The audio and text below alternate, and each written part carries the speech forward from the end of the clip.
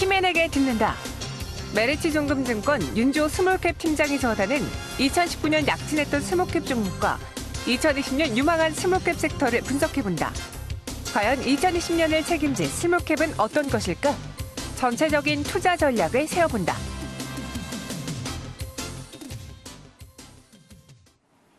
네, 계속 이야기를 들어보니까 이제 코스닥 시장 전성기가 돌아오지 않을까라는 기대감을 물씬 키우게 만들고 있습니다. 벌써부터 코스닥이 어제 오늘 1% 넘게 오르고 있고 내년에도 연초에 이런 분위기 이어갈 것이라는 분석인데요. 그렇다면은 스몰캡에 주목해 봐야겠죠. 그래서 준비해봤습니다. 메리츠증금증권 스몰캡 윤주호 팀장과 함께 이야기 나눠보도록 할게요. 안녕하세요. 네, 안녕하세요. 네.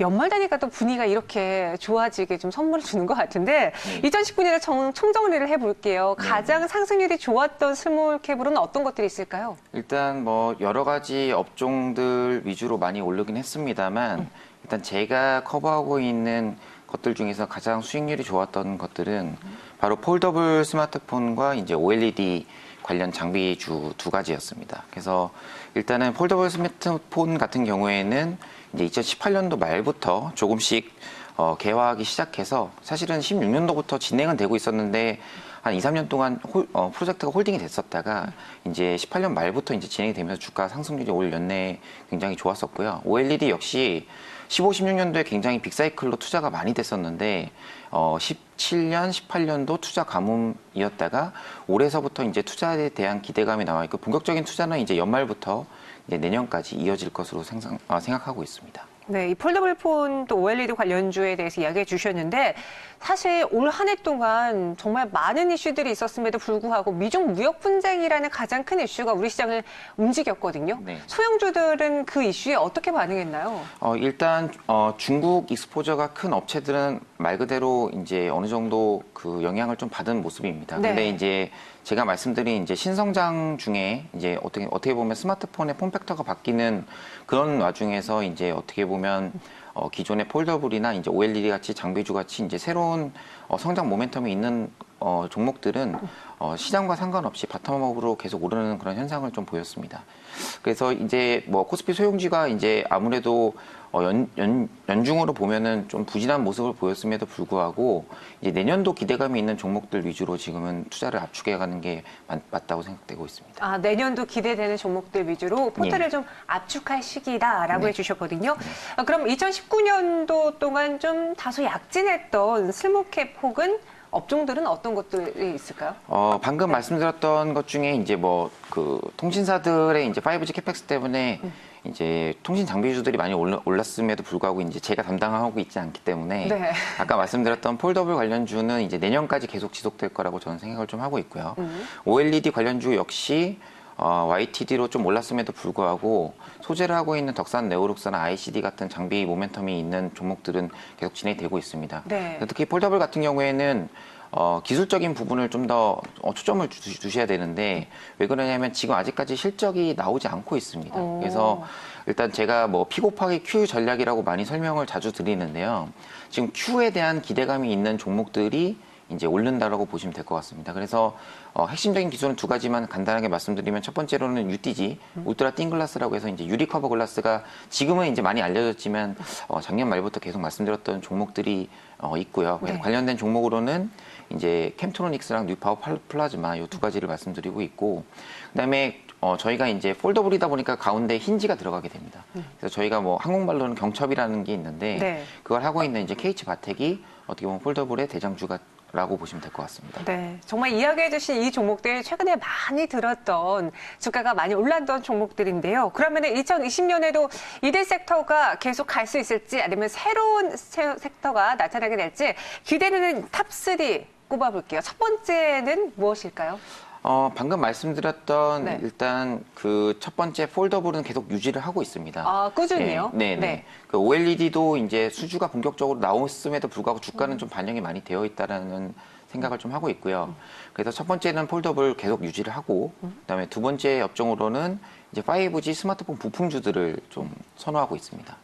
그래서 보시면은 이제 신규 아이템을 받는 업체들이 좀 있습니다. 그래서 뭐 더구전자나 아니면 액트로 같이 액트로의 이제 그 광학줌이 이제 플래그십에 채택이 되게 되고 이렇게 새로운 아이템을 갖고 있는 업체들은 이제 폴더블 5G 스마트폰 성장이 나올 때 수혜를 볼 거라고 저는 생각을 하고 있습니다. 뭐 이렇게 생각하는 여러 가지 이유 중에 하나는 통신사들이 올해 이제 캐펙스 투자를 굉장히 많이 했잖아요. 네. 근데 보시면은 이제 알프라고 이제 유저별 그 통신사들의 이제 저희 가입자들의 이제 수익성을 나타내는 지표가 있는데 이 지표가 오르지 않고 있습니다. 이 얘기는 뭐냐면 5G 스마트폰이 이제 셀수루가 내년 상반기에 굉장히 많이 나올 거라고 저는 생각을 하고 있는 게 통신사들이 올해 투자를 많이 했으니까 내년에는 돈을 벌어야 되잖아요. 네. 그렇기 때문에 삼성이나 아니면 이런 5G 폰을 낼 수 있는 특정 업체들의 스마트폰 성장이 내년 상반기에 나올 것이다. 특히 제가 주목하고 있는 건 중저가 라인업의 업체들을 좀 보고 있습니다. 그래서 최근에 보시면은 카메라 모듈 업체 이런 업체들이 주가가 좀 좋았던 이유가 네. MC넥스, 파트론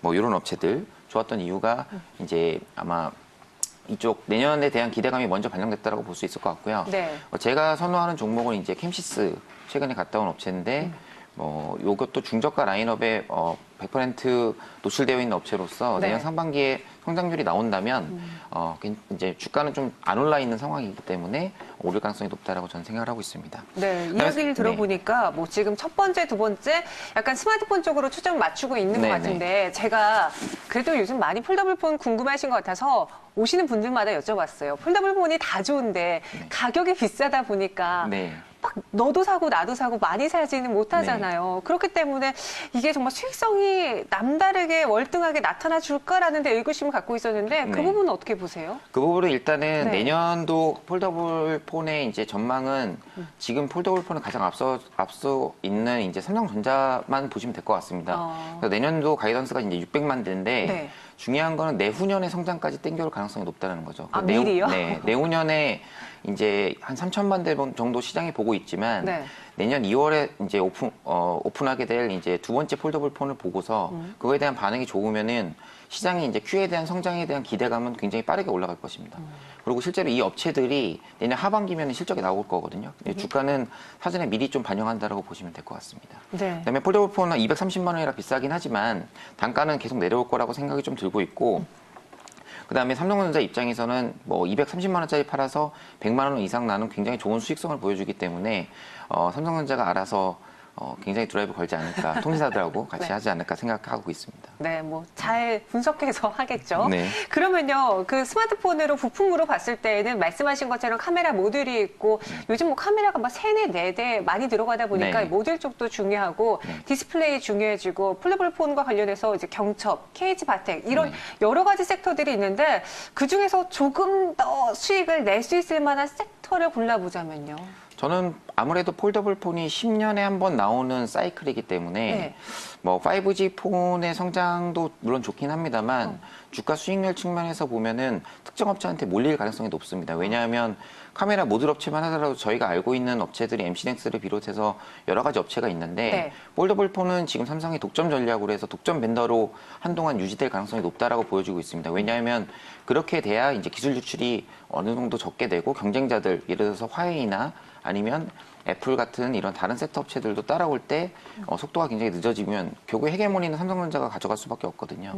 그렇기 때문에 아무래도 폴더블 폰이 이제 뭐 어떻게 보면 뭐 바이오주나 이런 것들도 많이 보시겠지만 네. 굉장히 높은 성장성을 보일 가능성이 높다라고 생각하고 있습니다. 네, 따라서 이제 폴더블 폰 그리고 5G 스마트폰 부품주 이쪽 RT 섹터로 가시는 게 좋을 텐데요.